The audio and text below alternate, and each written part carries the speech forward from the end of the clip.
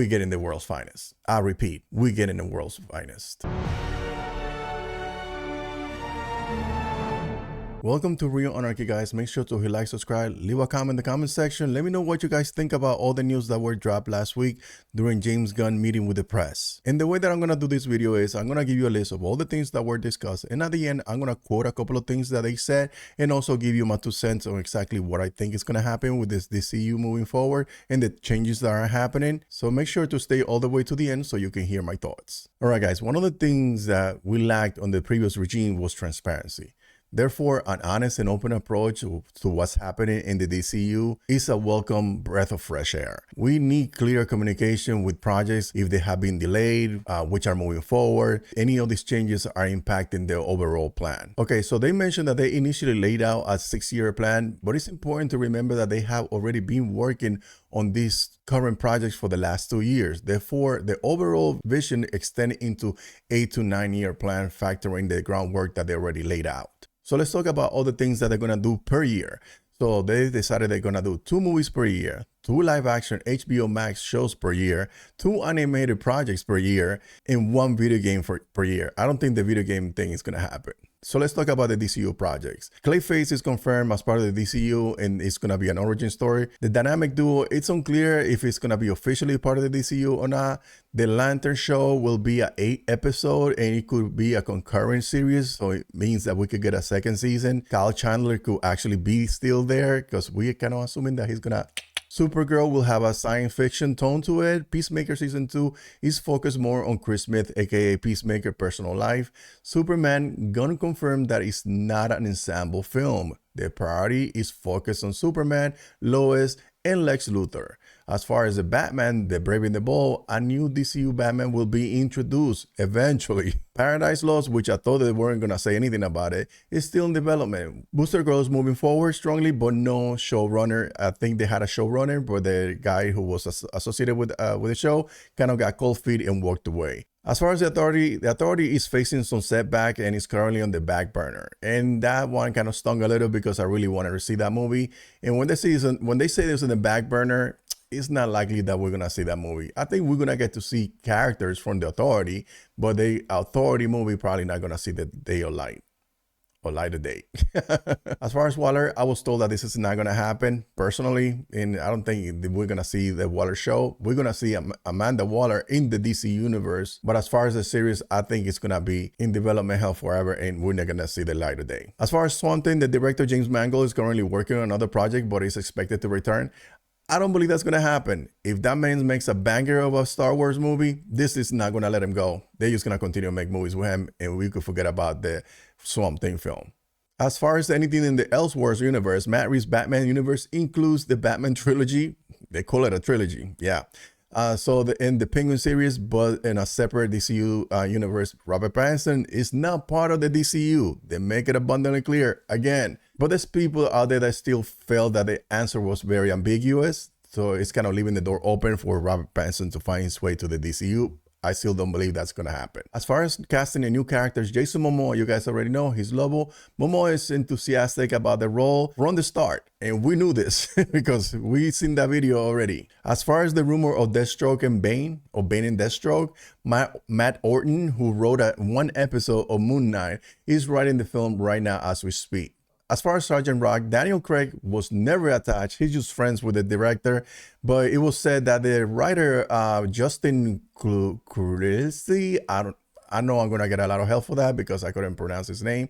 But he wrote Queer and Challengers, has written a strong script according to James Gunn and Peter Safran for this project. As far as Titan, it's official. Ana Noriega, who wrote the Supergirl Woman of Tomorrow, is writing a script, but it's still in early stages. I guess they have a lot of trust on her because she did the script for Supergirl Woman of Tomorrow, and now she's doing the Titans. I hope she doesn't turn into another Christina Hudson. Yeah, shots fired. But as far as Creature Commander, some characters might appear in live action in other DC projects after season 2. So we're gonna get a season 2 of Creature Commandos, and some of those characters that are gonna be part of the season 2 may see themselves into a future live action projects. All right, so let's talk about the development of the DCU and the connected universe, the stuff that we're really into. As far as this, James Gunn and Peter Safran emphasize a fluid approach, allowing characters and projects to shift if they need to. This is why The Authority was one of those challenges, finding the right tone in a world where the voice exists, so they couldn't find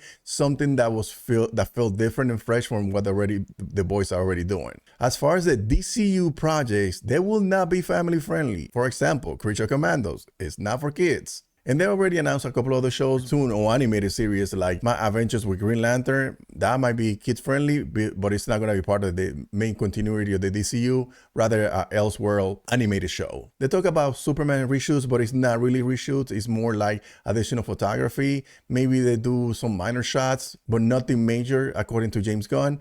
And also they're talking about the upcoming trailer. Superman trailer is currently being edited and will be a full-length preview, and I think that one is dropping during CinemaCon at the end of next month. As far as Blue Beetle goes, the animated series is definitely gonna get a green lit, but it's still being worked on, and Juan Manuel Soto is still attached to it. Now let's talk about the overall strategy in storytelling. As per James Gunn and Peter Safran, the DCU aim is for different genres, from horror for Clayface to sci-fi with Supergirl, and focus on quality over quantity, avoiding premature announcements and prioritizing strong stories. That's what's mattered. Good stories. Okay, so let's be honest, some of this stuff we kind of already knew about it. So they were asked a couple of questions about the future of the DCU. So they were pressed on these things, on what's going to happen in the future. And this is what a few things that James Gunn said. There are other things that are really important to us, including the big three characters that I'm actively involved in. Said actively twice anyway. So as far as Braving the Bold, he said that they do have a writer writing Braving the Bold, and that he's actively also involved in writing that film. In talking about the Batman and when we're gonna see this new Batman or the DCU, this is something that he said that he already spoke about, where we won't have to wait a long time before we see the DCU Batman. This is likely to be introduced in the Clayface movie on September 11, 2026, but one thing about this is that there is a Batman movie dropping on 2027. This is what Peter Safran said. Regarding the Batman movie on 2027, Peter Safran jokingly said, we have announced on October 2027 that will be the Batman movie, but he didn't specify whether it was the Batman Matt Reeves Batman or whether it was the DCU Batman. So I got a feeling that we're going to see Batman being introduced in the Clayface movie a year before on September 11, 2026. And then a year later on October 2027, we're going to see the DCU Batman. We're going to have two Batmans running around, guys. Something that was asked about the shifting plans, and they asked him, are we changing any plans? He said, no, not really. The basic plan is still intact and exactly the same, but some things shift, and so those things kind of shift. So I got a feeling is that whether you write a character that you have the intention of bringing the character into another film or keeping him or her more active in the DCU, but you see another character that gets a better performance and people gravitate towards that character, then they kind of have to massage the script to fit that character moving forward. Another thing that people have always asked is, are we going to have post-credit scene? And I'm glad that he answered this question. The post-credit scenes, like, they can be a real nightmare. I've done things before where I put a post-credit scene and, like writing Guardians of the Galaxy 3, I wasn't really sure that Adam Warlock should be in it, but I fucking promised people by doing an end credit scene. So I think he doesn't want to be tied down to an end credit scene. And if we see an end credit scene, it's because it was already envisioned before the film was made as being part of the sequel, if they make a sequel. Or maybe he starts writing a film and he gets into a real groove and strike a better idea. Now he cannot do that because he already promised that character on that film. So I think getting away from the end credit scenes with teasing some character should be the way to go. You can tease something, kind of alluding to something that's going to happen, but not a specific character, just in case you want to deviate or diverge from the story that you wanted to tell initially when you come up with a better plan or a better story without deviating too far off of the overall story. One of the things that people had issues at the beginning of Superman, it was the amount of characters that we were going to get in this film. And people were asking him, hey, is this an ensemble film? And he said, I don't think of Superman as an ensemble. It's about three characters, Superman, Lois, and Lex.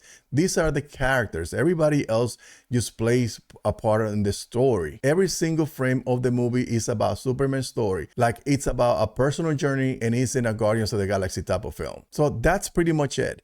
It's like having a Star Wars movie and you're gonna get all these major characters that are in this film. Like if they're gonna have another Star Wars movie, are you gonna have Luke? Are you gonna have Leia? Are you gonna have Han Solo? Are you gonna have, you see what I'm saying? So all those characters, they do serve a purpose, but they are major characters on their own. So that's pretty much what he's saying. He's like, yeah, they are part of the larger universe. They are big characters, but they're only there because they serve the story that he wants to tell about Superman, Lois, and Lex. So he was asked about his next project and what he could be involved in the future. And he said that I'm writing something right now that will be the next directing thing. And it's connected to Superman. We get in the world's finest. I repeat, we get in the world's finest. And they also talk about a team up film. They talk about having an in-game type of film. And when they talk about in-game, the one thing that comes to mind is how many main characters and how many characters were taken out for future films. And I don't think they're going to have an in-game type of film. They're going to have a